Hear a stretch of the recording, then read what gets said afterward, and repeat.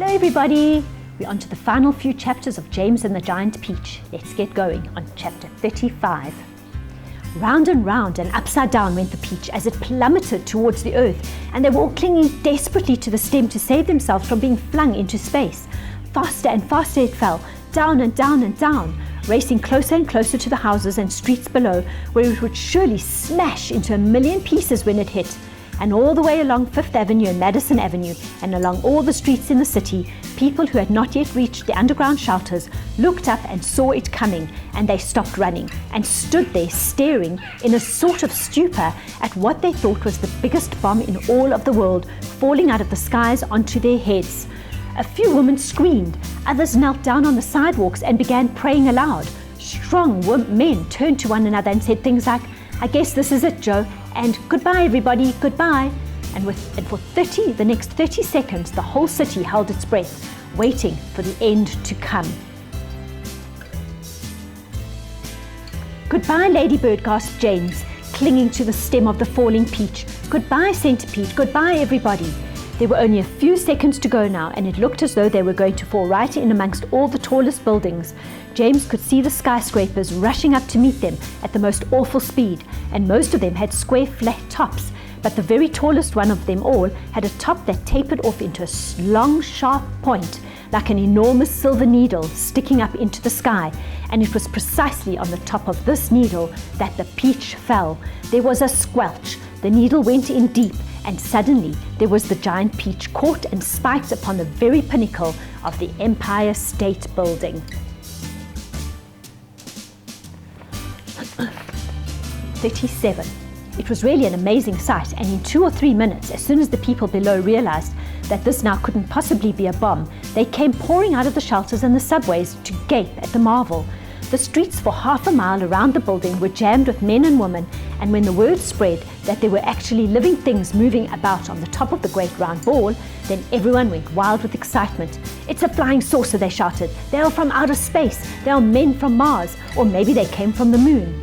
And a man who had a pair of binoculars to his eyes said, "They look pretty peculiar to me, I'll tell you that." Police cars and fire engines came screaming in from all over the city and pulled up outside the Empire State Building. 200 firemen and 600 policemen swarmed into the building and went up in the elevators as high as they could go. Then they poured out onto the observation roof, which is the place where tourists stand, just at the bottom of the big spike. All the policemen were holding their guns at the ready, with their fingers on the triggers, and the firemen were clutching their hatchets, but from where they stood, almost directly underneath the peach, they couldn't actually see the travelers up on top. "Ahoy there," shouted the chief of police. "Come out and show yourselves." Suddenly, the great brown head of the centipede appeared over the side of the peach. His black eyes, as large and round as 2 marbles, glared down at the policemen and the firemen below. Then his monstrous ugly face broke into a wide grin. The policemen and the firemen all started shouting at once. "Look out," they cried, "it's a dragon." "It's not a dragon, it's a wampus." "It's a gorgon." "It's a sea serpent." "It's a proc." "It's a manticore." 3 firemen and 5 policemen fainted and had to be carried away. "It's a snozwanker," cried the chief of police. "It's a wangdoodle," yelled the head of the fire department. The centipede kept on grinning. He seemed to be enjoying enormously the commotion that he was causing. "Now see here," shouted the chief of police, cupping his hands to his mouth. "You listen to me. I want you to tell me exactly where you've come from." "We've come from thousands of miles away," the centipede shouted back, grinning more broadly than ever and showing his brown teeth.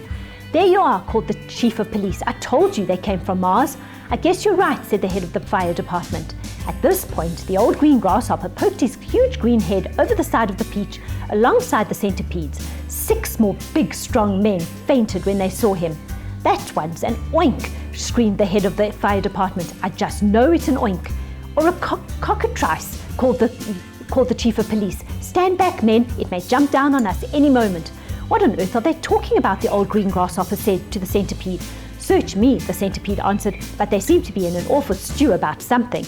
Then Miss Spider's large, black, murderous-looking head, which to a stranger was probably the most terrifying of all, appeared next to the grasshoppers. "Snakes and ladders," yelled the head of the fire department. "We are finished now. It's a giant scorpula."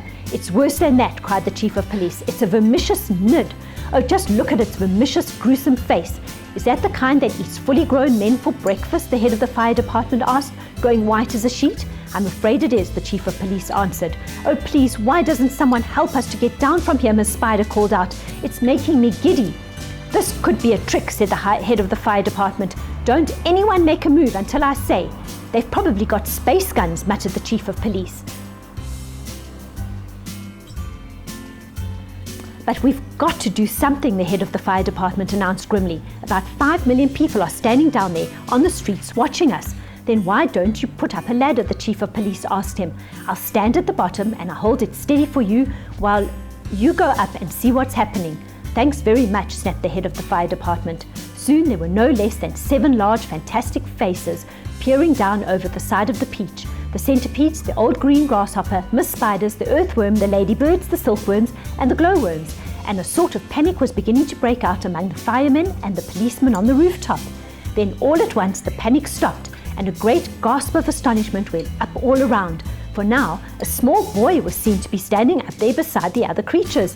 His hair was blowing in the wind, and he was laughing and waving and calling out, "Hello, everybody, hello!" For a few moments, the men below just stood and stared and gaped. They simply couldn't believe their eyes. "Bless my soul," cried the head of the fire department, going red in the face. "It really is a little boy, isn't it?" "Don't be frightened of us, please," James called. "We are so glad to be here."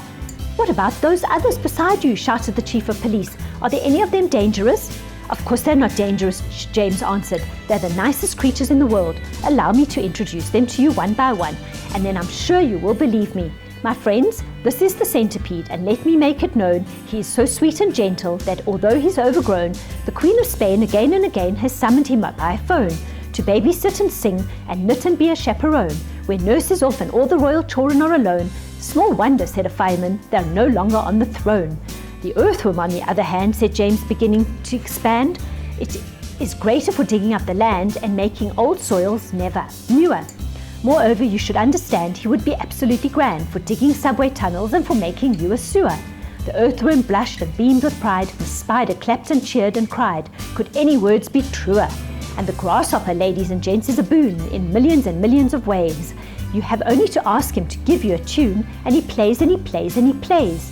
As a toy for your children, he's perfectly sweet. There's nothing so good in the shops. You've only to tickle the soles of his feet, and he hops and he hops and he hops. "He can't be very fierce," exclaimed the head of all the cops. And now, without excuse, I'd like to introduce this charming glowworm, lover of simplicity. She is easy to install on your ceiling or your wall. And although this smacks a bit of eccentricity, it's really rather clever. For thereafter you will never have the slightest need for using electricity." At which no less than 52 policemen cried, "If this is true, that creature will get some fabulous publicity." And here we have Miss Spider with a mile of thread inside her, who has personally requested me to say that she's never met Miss Muffet on her charming little tuffet. If she had, she'd not have frightened her away. Should her looks sometimes alarm you, then I don't think it would harm you. To repeat at least 100 times a day, I must never kill a spider. I must only help and guide her and invite her in the nursery to play. The police all nodded slightly and the firemen smiled politely, and about a dozen people cried, "Hooray!" And here's my little darling ladybird, so beautiful, so kind, my greatest comfort since this trip began. She has 400 children and she's left them all behind. But they're coming on the next peach of the can. The cops cried she's entrancing, all the firemen started dancing, and the crowds all started cheering to a man. And now the silkworm, James went on, whose silk will bear comparison with all the greatest silks there are in Rome and Philadelphia. If you would search the whole world through from Paraguay to Timbuktu, I don't think you would find one bit of silk that could compare with this. If even the shops in Singapore don't have the stuff, and what is more, the silkworm had, I'll have you know, the honour not so long ago to spin and weave and sew and press the Queen of England's wedding dress, and she's already made and sent a waistcoat from your president. Well, good for her, the cops cried out, and all at once a mighty shout went up around the Empire State. Let's get them down, why wait? Chapter 38. 5 minutes later, they were all safely down, and James was excitedly telling his story to a group of flabbergasted officials, and suddenly everyone who had come over on the peach was a hero. They were all escorted to the steps of City Hall, where the mayor of New York made a speech of welcome. And while he was doing this, 100 steeplejacks, armed with ropes and ladders and pulleys, swarmed up to the top of the Empire State Building and lifted the giant peach off the spike and lowered it to the ground. Then the mayor shouted, "We must now have a ticker tape parade for our wonderful visitors." And so a procession was formed, and in the leading car, which was an enormous open limousine, sat James and all his friends. Next came the giant peach itself. Men with cranes and hooks had quickly hoisted it onto a very large truck, and there it now sat, looking just as huge and proud and brave as ever. There was, of course, a bit of a hole in the bottom of it, where the spike of the Empire State Building had gone in, but who cared about that, or indeed about the peach juice that was dripping out of it onto the street. Behind the peach, skidding about all over the place in the peach juice, came the mayor's limousine, and behind the mayor's limousine came 20 other limousines carrying all the important people in the city. And the crowds went wild with excitement. They lined the streets and they leaned out of the windows of the skyscrapers, cheering and yelling and screaming and clapping and throwing out bits of white paper and ticker tape. And James and his friends stood up in their car and waved back at them as they went by. Then a rather curious thing happened. The procession was moving slowly along Fifth Avenue when suddenly a little girl in a red dress ran out from the crowd and shouted, "Oh, James, James, could I please have just a tiny taste of your marvelous peach?" "Help yourself," James shouted back. "Eat all you want. It won't keep forever anyway." No sooner had he said this than about 50 other children exploded out of the crowd and came running down the street. "Can we have some too?" they cried. "Of course you can," James answered. "Everyone can have some." The children jumped up on the truck and swarmed like ants all over the giant peach, eating and eating to their heart's content. And as the news of what had happened spread quickly from the street to street, more and more boys and girls came running from all directions to join the feast. Soon there was a trail of children, a mile long, chasing after the peach as it proceeded slowly up Fifth Avenue. Really, it was a fantastic sight. To some people, it looked as though the Pied Piper of Hamelin had suddenly descended upon New York. And to James, who had never dreamed that there could be so many children as this in the world, it was the most marvelous thing that had ever happened. By the time the procession was over, the whole gigantic fruit had been completely eaten up, and only the big brown stone in the middle, licked clean and shiny by 10,000 eager little tongues, was left standing on the truck.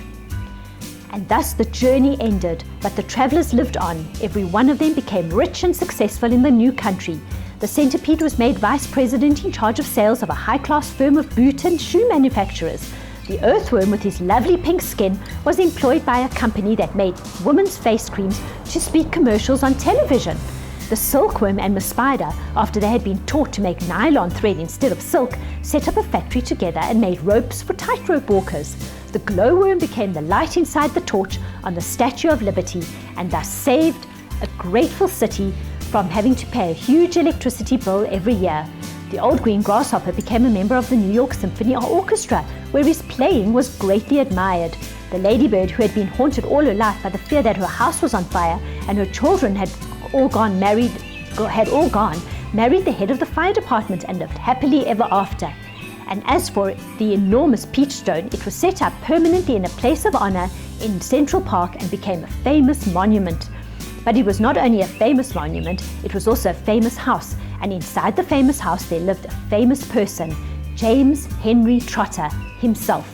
And all you had to do any day of the week was to go and knock upon the door, and the door would always be open to you, and you would always be asked to come inside and see the famous room where James had first met his friends.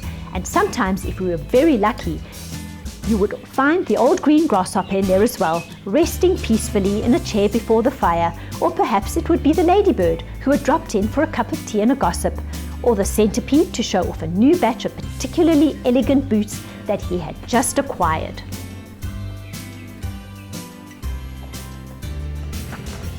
Every day of the week, hundreds and hundreds of children from far and near came pouring into the city to see the marvelous peach stone in the park. And James Henry Trotter, who once, if you remember, had been the saddest and loneliest little boy that you could find, now had all the friends and playmates in the world. And because so many of them were always begging him to tell and tell again the story of his adventures on the peach, he thought it would be nice if one day he sat down and wrote it as a book. So he did, and that is what you have just finished reading, James and the Giant Peach. I really hope you all enjoyed that, and I will see you on Google Classroom. Love you all. Bye.